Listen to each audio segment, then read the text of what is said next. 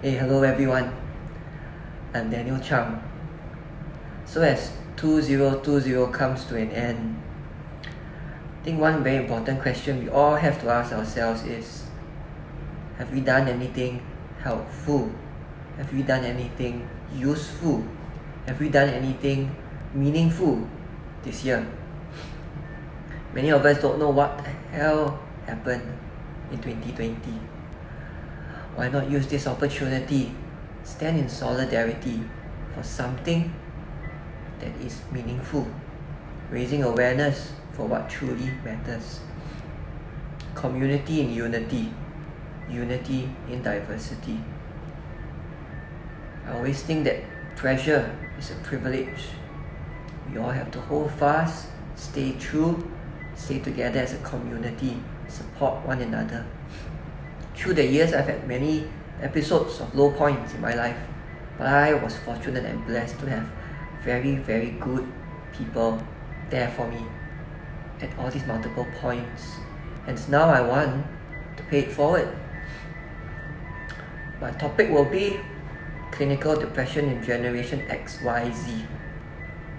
So coping skills wise, for me, 3 thankful things every day. At the start of the day, remembering 3 things that I'm thankful for. Just be specific. Try not to use the same things every day. Be creative. Number 2, meditation. Spend the day 5 minutes, 10 minutes with your eyes closed. You're in a quiet corner of the house. Just being. Focus on your breathing. Focus on your mind.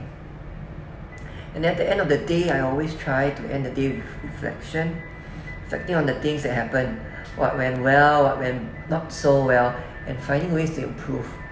Knowing fully well that we are human, we are bound to make mistakes. Does making a mistake means you're bad? Does making a mistake mean you're sad?